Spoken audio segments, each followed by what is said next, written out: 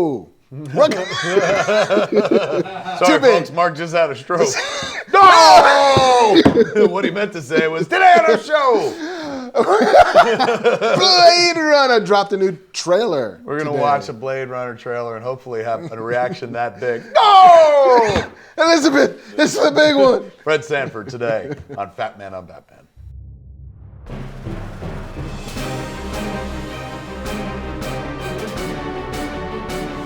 Welcome to Batman. I'm Kevin Smith. I am not dead yet. Marc Bernardin, very alive and still with us. Folks, we're going to watch the new trailer for, well, is it a trailer? It's an announcement, is what Warner Brothers was calling it. Look, pull this leg and it plays fucking Jingle Bells. I was born on a Friday, but not last Friday. You can call it an announcement. That's what they did at Warner Brothers. If you look online, it just says Blade Runner 2049? 2049. Announcement, not trailer.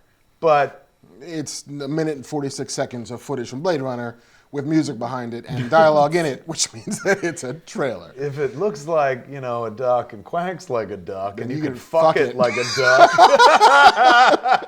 I've been doing this too long. Welcome to my world. Then it's a fucking duck. And so I think this is a trailer, kids. I mean, we didn't try to fuck it, but it was a trailer. Yeah, it felt like a trailer.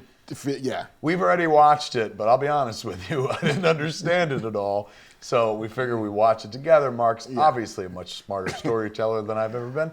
Maybe he can shed some light on this. Now, this is a sequel. It is a direct sequel. Who is Ryan Gosling meant to be? A new character? He is meant to be a new Blade Runner. Blade Runner was the term in the original movie for people who hunted rogue replicants who went off their programming. So he's the new Harrison Ford. He's the new Harrison Ford. And the old Harrison Ford is also in this movie. Who is directing this picture? Denis Villeneuve. What else did he do? He did Arrival. Oh, then he could fucking take all my money. Then he'll have my money, he'll have my attention. I fucking love Arrival. We haven't done an Arrival. Well, let's blow it for a little bit right here. Yeah. This fucking Arrival movie is probably the best movie of the year. I love Rogue One quite a bit, but, you know, it's a fun movie and stuff. Arrival is one of the most brilliant screenplays I think ever written. If it doesn't get a screenplay, at least nod, but it should win this year. There's no justice in the world. This is some fucking brilliant writing. I cried during the movie. It's not saying much I cried during everything, but it's an emotional fucking film that's not about what you think it's about. Like they sold it to us all as like an alien invasion movie, which it is. It's not that. Yeah. But it is that tricky thing that science fiction can do that almost nothing else can do, which is it's spectacle about something. It is breathtaking. And even thinking about it, I start getting emotional. The movie was so insanely well done. Now, it too was a movie where when it was done, I fucking paused the movie and turned to my wife and it was like, help. You know, I just explain it, please. And when she did, I cried even harder. I got an emotional bang out of it, but when I understood the exact science of the storytelling, it's breathtaking. What a high wire act this fucking movie is. Like it manages to both be a full-on legit alien invasion movie, a movie about communication, and like I saw this movie on like November 3rd or so, just as we're in the throes of political discourse and fractured country and election city, to see a movie that's basically about how we can talk to each other. And how that communication, dialogue, learning a language specifically, not just like, hey, let's talk to each other, but like they had to learn a language in order to like solve the riddle of the movie, which was so much bigger than the movie itself. That's trying to keep it vague because the movie is a fucking mystery. And there is a twist that lands about 20 minutes before the end of the movie, or for some. 20 minutes after your wife explains it to you, go, oh, that's why she said that. No, but it's one of those things where, like, you know, and we've seen movies with twist endings before, and they're all well and good, and some of them work, some of them don't. But the mark of a really great twist ending is that it reshapes the front half of the movie. Makes you want to instantly rewatch the movie, too, because you're like, oh, quite like, I even said to my wife afterwards, it was like, it had a Sixth Sense kind of ending where I instantly wanted to go back and watch it all through a different filter. Yeah. It is... Like if film, you know, is essentially sleight of hand, a magic trick, this is one of the greatest magic tricks I've ever seen in my life because they keep you focused so on this hand that you don't understand what they're actually building until they bring their hands together and you're like, and then your wife explains it to you after the credits roll, and you're like, oh my God, that's brilliant. And I'm going to cry all of the tears After that, this is how good this movie was. After it was done, my wife explained it to me. I literally said this to her. I was just like, you know, like most times I don't really, like I'm not saying you're dumb, but I don't think of you as smarter than me. But in moments like that, like, I feel like maybe you could be smarter than me. And she's like, of course I'm fucking smarter than you. I'm like, I understand, as like you're supposed to be as my wife, but seriously, all bullshit aside, I think you may be fucking smarter than me. And it's weird because I'm doing this job, like the job where, like I'm asking somebody who's a film watcher to tell me, a filmmaker, how they did what they did. It's fucking crazy. It's a wonderful fucking flick. And not just like the screenplay's brilliant. Yeah, by Eric acting's Heiserer. great. What is who? Eric Heiserer. Good Irish kid. Yeah.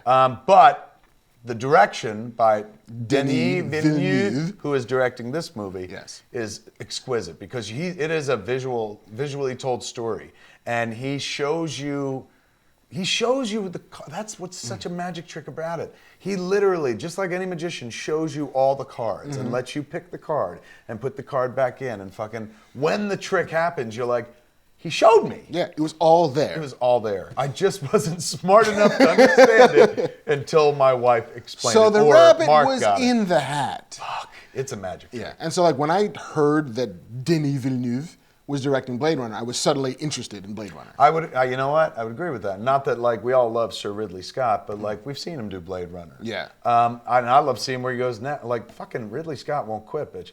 The Martian. Yeah. Like that's somebody's like, yeah, I made that movie and now I'm going on to something. You know what I'm saying? It wasn't his like, worked my whole life to tell this fucking Martian story. Like he's like, just another one. Yeah, I did that Friday. Now I'm working on this and shit. Now I'm working on Alien. Is that the Alien next thing he's Covenant, doing? yeah. Fuck. Which is out in May, I think, of next year. We saw the April or poster May. for it. Badass. But in any event, I agree with you. I was more interested in like, oh, let's see somebody sequelize it. And he's still involved. He's got a big old production credit on it and stuff. So the guy doing it has my fucking respect. Not only do I love Arrival, but I loved his other two. Yeah, Sicario and Prisoners. He did Sicario as well? Yeah. This guy's good. Okay, not so so bad. we're about to watch the trailer, and you're hopefully going to watch us watch the trailer for Blade Runner. which I, like, coming into it was like, yeah. But now, after that discussion, I'm kind of like pumped up because I like this director. Yeah, and the other thing that I like about it is that Blade Runner, and we've talked about this before, I think even on the show, it has this like almost holy place in cinema history. Yeah. It's the Citizen Kane of sci-fi, and even I would go beyond sci-fi, just modern cinema. Yeah, like it is this sort of landmark piece of film that for me isn't that good as a movie. It's beautiful. Like it's important because of how it looks. It's important because distance myself. Yeah, it's from probably this psychotic statement. better you do that. I'm with you. I'm not with you, but I understand what you're saying. It's not like, you know, this movie's always like, quite like Citizen Kane. People are like, this is unparalleled. This is the best movie that's ever been made.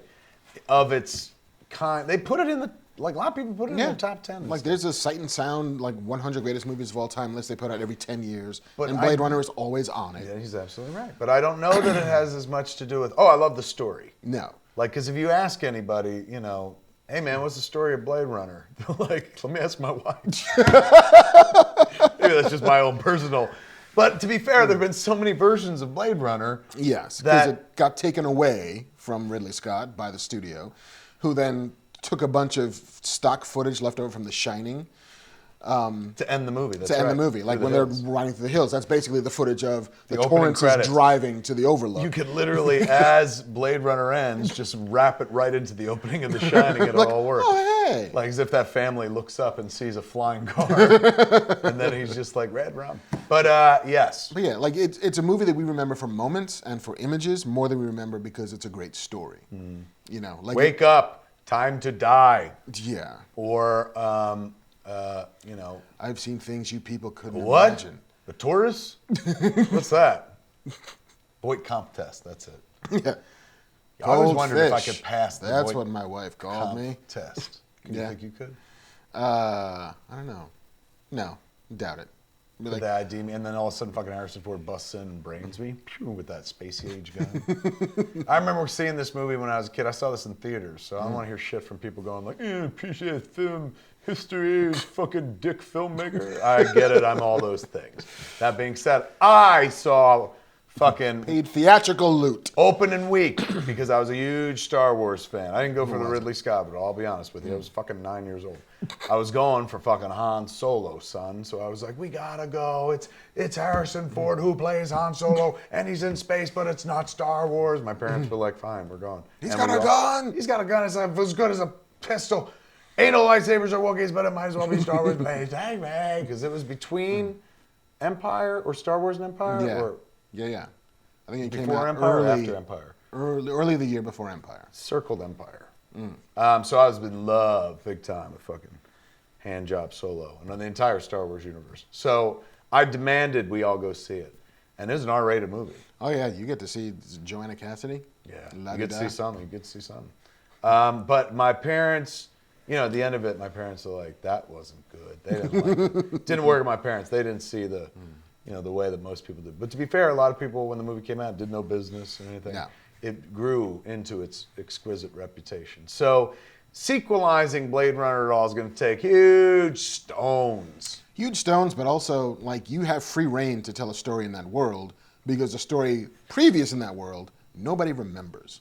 Good like point. they have love for it, but they don't really remember why. Yeah. Beyond, holy shit, that looks amazing. That's what the future looked like on screen for 40 years, is Blade Runner's future. But that story, it's film noir. It's overheated, warmed up, like Philip Marlowe, Private Eye shit. It's, a very detective story. Yeah, which I love, just better. What will this new one be? Ooh. First off, I'm gonna say a complaint, but that's the title? Blade Runner 2049? What year did Blade Runner take place in? Because it was our future we've already hit, I think. Yeah, I want to say it was something like 2012 or 2017. Maybe even like 2002. I have a feeling it was not like 24,000. Yeah, it was like 1999. So Los Angeles. This is 2049. So maybe it was like 2019. They're saying this is like 30 years later because he's got to be like 30, right? Yeah. Ryan Gosling. Mm-hmm. Okay, we're overthinking this shit. Let's just watch the trailer and analyze it thusly. Now, fair warning, I've already seen it once. You seen it? I have seen it once, just today though. Don't know what's going on. Hopefully, Marc can be my temporary wife and explain things to me. We'll figure this out. And we press play. Smoke! Looks like the future. Replicants are like any other machine. They're either a benefit or a hazard. All right, that's Harrison Ford's voice. Yeah. If they're a benefit, it's not my problem. Definitely not Gosling's voice, although that's Gosling. So those look like street sweepers in the cold?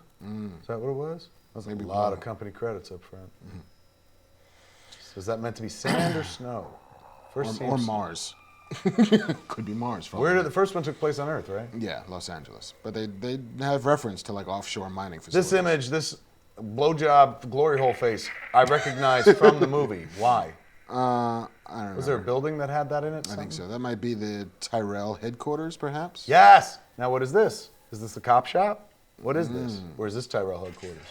That's not Tyrell headquarters. No. Looks like the bank from Inside Man. Yeah, it does. Can you I mean, this is... Now I remember that from Blade Runner, touching the piano. Who that? Harry? Things were simpler then. So, is the... All right, now that looks Blade Runner-y. Totally.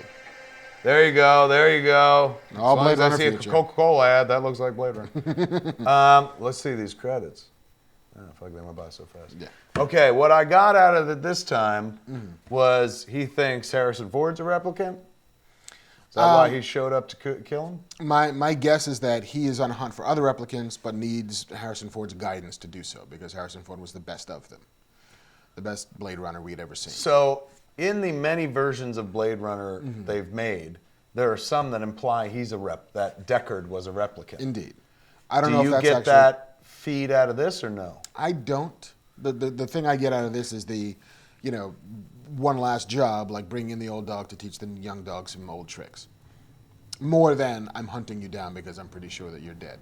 Because he Or- couldn't be a replicant aged, right? Replicants weren't supposed to get old. They'll never get older and they'll never die, like the kids in Cocoon. Yeah, I don't know. I mean, they had talked about like the Rachel character in that first one, played by Sean Young, was supposed to be the replicant, like the next version of them. And she would age. And I think it was that she was going to she was a girl, she grew up, she was going to get older, she was going to die. Like that was the next phase of the replicants, was simulating humanity down to the wire. It's going to be interesting to do a movie about replicants in the wake of Westworld, which has taken the idea to a fucking new extreme and stuff. And you know, is about as quasi-futuristic as Blade Runner.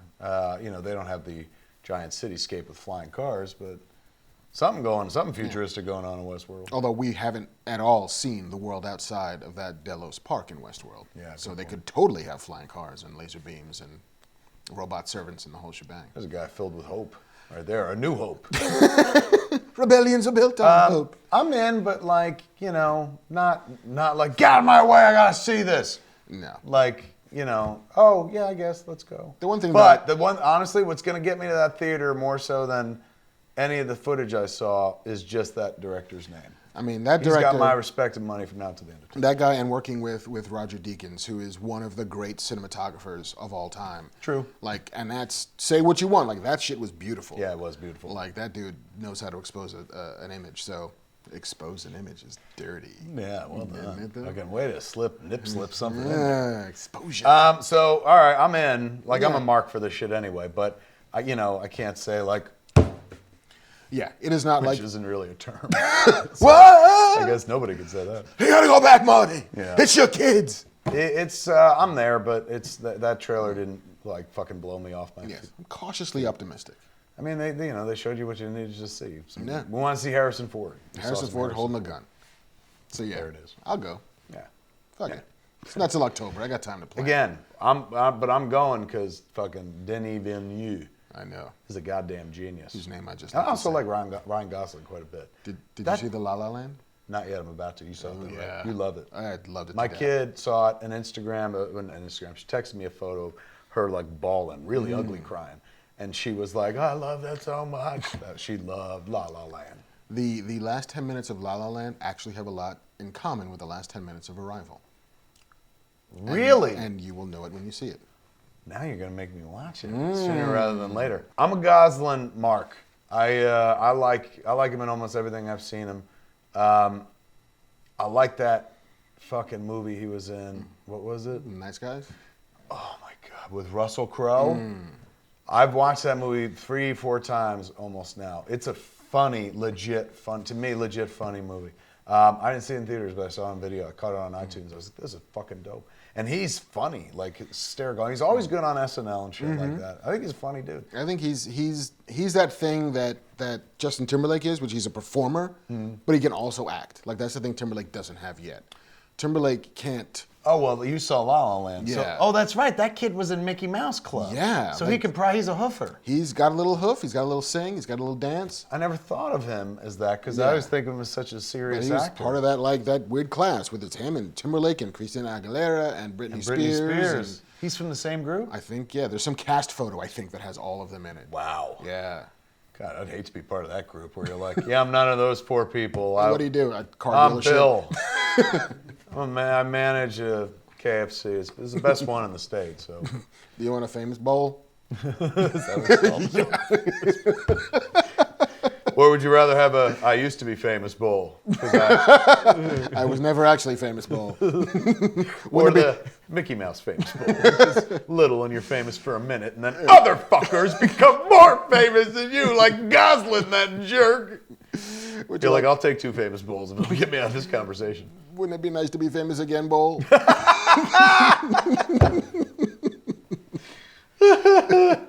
Oh God, There's mashed potatoes in it. I want that bowl so badly, but then people tell me you never were famous to begin with. I'm like, good point.